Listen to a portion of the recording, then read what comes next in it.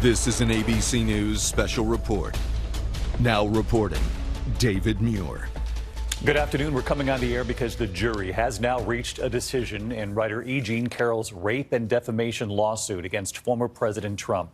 The jury in this civil trial just moments ago finding Donald Trump liable of battery and liable of defamation in connection with claims brought by E. Jean Carroll. Carroll accusing the former president of assaulting her in Bergdorf Goodman's department store back in 1996.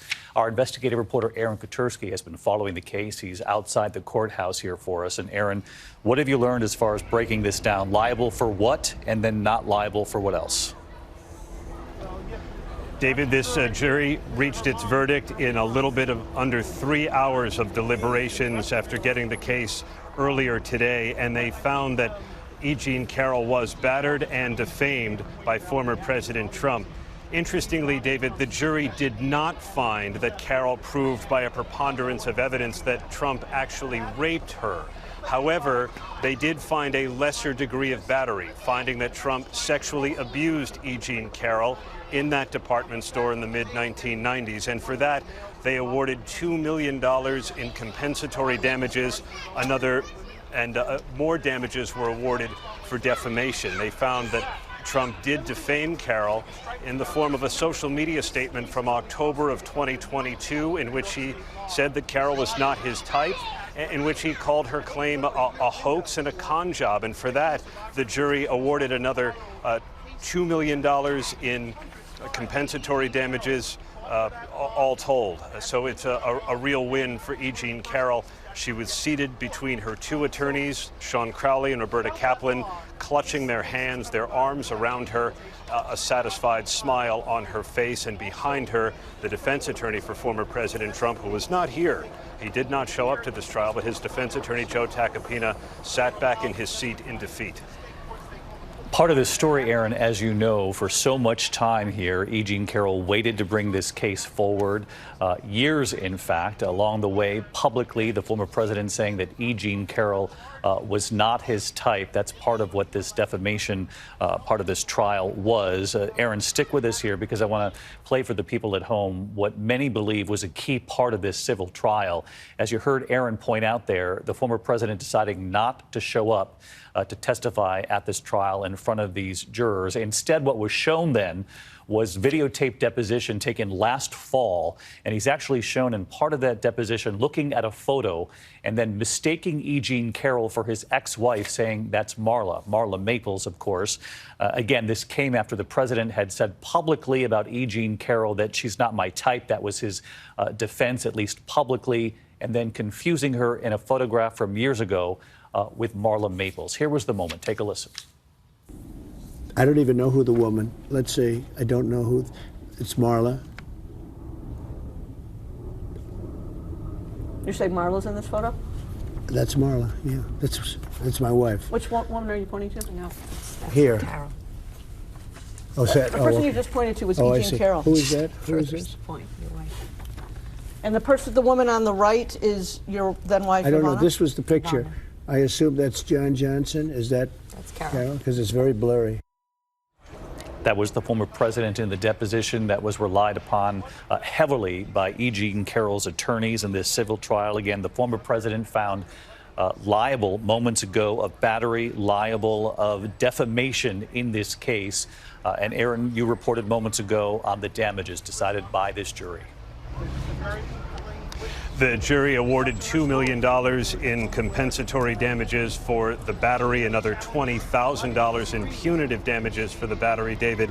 And then on defamation, the jury awarded $1 million in reputational repair, $1.7 million for that reputational repair, $1 million in compensatory damages, $280,000 in punitive damages. So all told, we're looking at about a $5 million award for E. Jean Carroll after she brought claims against former President Trump. David, that moment you played where he confused his accuser for his ex-wife, Marla Maples, may have been a key moment for the jury because the plaintiff's attorney said that it proved that E. Jean Carroll was exactly Donald Trump's type. And the jury found that the statement, "She's not my type," was false, and Trump knew it. That was part of the verdict form, and maybe that's what the jury decided when they found in favor of Carroll for defamation. But there were other moments, too, that were played for the jury, including the Access Hollywood tape in which former President Trump says that stars like him can kiss and grab women without consent. And Carroll's attorney said that's exactly what happened to her and to two other women who testified here during the course of the trial, that they too were sexually assaulted by former President Trump, even though he had denied it. So E. Jean Carroll walks away with a full victory on her battery and defamation claims. And David, more than 24 women have come forward to accuse Trump of sexual misconduct over the years, but Carroll's claims were the first to make it into court here, the first before a jury, and she's now successful. And Aaron, as you dissected there, that key piece of testimony, another question going forward will be this sort of strategic, tactical decision for the former president not to show up in that courtroom, and whether or not that played heavily with jurors who took that into account, that he wasn't willing to testify in that courtroom. E. Jean Carroll's attorneys called him out and said that Trump had every opportunity to come here and testify in his own defense, but he didn't do it. Didn't do it, the attorney said, didn't come to court, didn't look you, the jury, in the eye and say, "I didn't do it." And the defense had an answer for that. Joe Tacopina, the defense attorney, said, why would Trump come here? He said that the entire story was completely made up, an unbelievable work of fiction ripped from an episode of Law and Order SVU back in 2012, when a woman is seen being raped at the very same department store. And he accused E. Jean Carroll of making up her claim whole cloth. She couldn't remember a date. So the defense attorney asked, what was I supposed to ask Trump if he did show up here? Where were you on some unspecified date 27 or 28 years ago? He said there was no point in having Trump testify because there was no way to establish an alibi.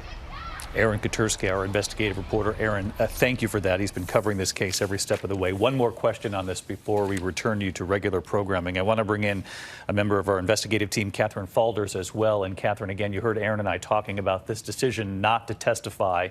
You know, that can be read any number of ways by members of the jury. His team, the former president's team, saying he didn't need to because of they believed the truthfulness of the story being brought forward by E. Jean Carroll. That obviously is going to be a tactical sort of decision that is debated moving forward, given the fact that this jury found the former president liable of battery, liable of defamation, well more than $1 million in damages now. And Catherine, the case is completely different from what Jack Smith is investigating, the special counsel on the federal level, and what state authorities, the prosecutor in Georgia is looking at and moving forward, because the former president faces a number of legal challenges ahead. Again, completely different, these cases. But again, this is going to shine a real spotlight on legal strategy when it comes to the former president's team of advisors, and whether or not making an appearance, being more sort of publicly willing to be part of the legal process, whether or not that's going to be a calculation moving forward here.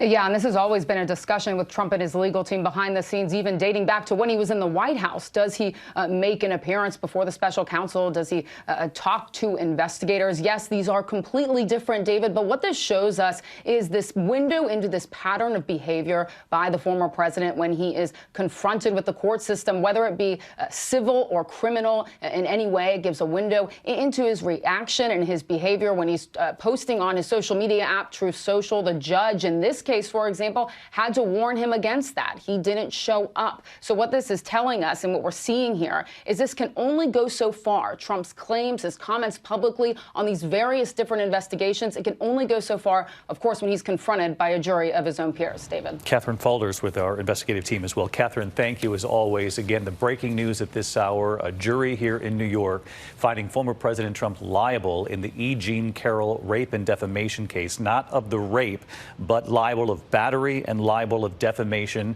And as you heard Aaron Katersky report, well more than $1 million in damages. We're going to break this all down for you. We'll also have any reaction from former President Trump if and when it comes in later from our team on World News Tonight. And of course, reaction from E. Jean Carroll expected at any moment. Again, our special coverage tonight on World News Tonight, liable of battery, defamation, former President Trump in the case brought against him by E. Jean Carroll. Our coverage continues on ABC News Live, abcnews.com, and of course, I'll be back a little later this afternoon for World News Tonight. I'm David Muir in New York. We'll see you then. This has been a special report from ABC News. Hi, everyone. George Stephanopoulos here. Thanks for checking out the ABC News YouTube channel. If you'd like to get more videos, show highlights, and watch live event coverage, click on the right over here to subscribe to our channel. And don't forget to download the ABC News app for breaking news alerts. Thanks for watching.